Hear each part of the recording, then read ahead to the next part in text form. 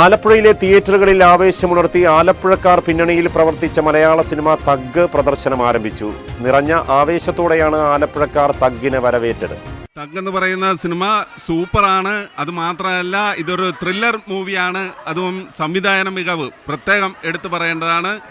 ആദ്യ അവസാനം ഒരു ത്രില്ലറാണ്. എല്ലാവർക്കും ഇഷ്ടപ്പെടുന്ന ഒരു സൂപ്പർ പടമാണ്.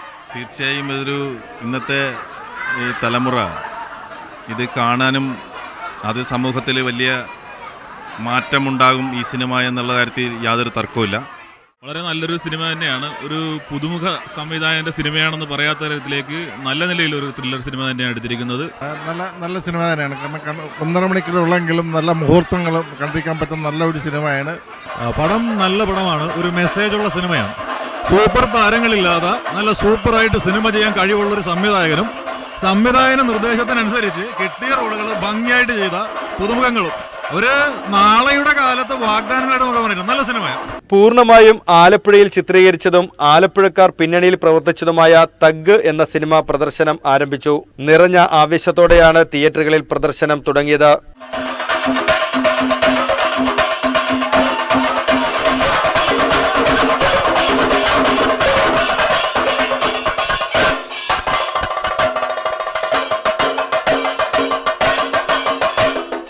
കേരളത്തിലെ 40-ൽ പരം തിയേറ്ററുകളിലാണ് ഇന്ന് പ്രദർശനം ആരംഭിച്ചത്. ആലപ്പുഴ, മുഹമ്മ, കുട്ടനാട് പ്രദേശങ്ങളിലായിട്ടാണ് സിനിമയുടെ ചിത്രീകരണം നടന്നത്. നവാഗത സിനിമാ സംവിധായകനായ ആലപ്പുഴ സ്വദേശി ബാലു എസ് നായരാണ് സിനിമയുടെ തിരക്കഥയും സംവിധാനവും നിർവഹിച്ചിരിക്കുന്നത്.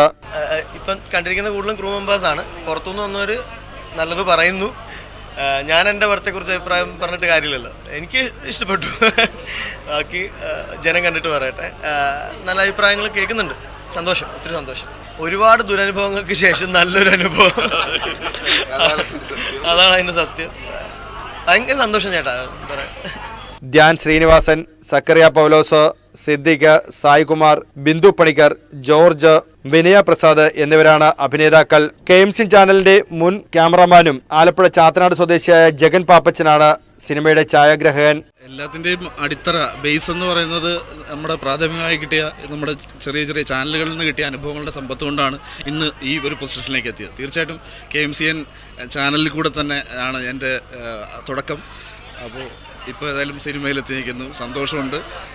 ചാനലിലെ എല്ലാ പ്രവർത്തകർക്കും എൻ്റെ ആശംസ കൂടെ അറിയിക്കുന്നു. ഈ കൂട്ടത്തിൽ സിനിമ എല്ലാവരും കാണണമെന്നും കൂടെ ഒരു അഭിപ്രായമുണ്ട്. നമ്മൾ ചെയ്ത നിങ്ങളുടെ കൂട്ടത്തിൽ തന്നെ ഉള്ള ഒരാളായിരുന്നു ഞാൻ. ഒപ്പം ഒരുപാട് ചാനലുകൾ, ലോക്കൽ ചാനൽ വർക്ക് ചെയ്തിരുന്ന ഒരാളാണ്. ബേസ് എൻ്റെത് ഈ ഫീൽഡ് തന്നെയാണ്, പ്രൊഫഷൻ ഇത് തന്നെയാണ്. അപ്പോൾ സിനിമയിൽ എത്തിപ്പെട്ടു. എന്തായാലും അങ്ങനെ ഒരു വർക്ക് ചെയ്യാനായി ഒത്തിരി സന്തോഷം. ജില്ലയിലെ തിയേറ്ററുകളിൽ നിറഞ്ഞ സദസ്സിലാണ് പ്രദർശനം നടക്കുന്നത്. എല്ലാവരും പറയത്തില്ല ഒറ്റയ്ക്ക് വഴിവെട്ടി വന്നവനാടാ. ഞങ്ങൾ അങ്ങനല്ല, ഒന്നിച്ച് വഴിവെട്ടി വന്നവരാടാന്ന് പറയാൻ ഇഷ്ടം. അതാണ് ഞങ്ങൾക്ക് പറയാൻ ഇഷ്ടം. ഞങ്ങൾ അങ്ങനെ തന്നെ ഞങ്ങളെല്ലാവരും ഈ കൂട്ടായ്മ നിലനിൽക്കും. അങ്ങോളം ഉണ്ടാവും. ഞങ്ങൾ തുടർച്ചയായി സിനിമകൾ ചെയ്യും. മലയാള സിനിമയിൽ ഞങ്ങളൊരു അടയാളപ്പെടുത്തൽ നടത്തിയിട്ടേ പോകത്തുള്ളൂ. എന്തായാലും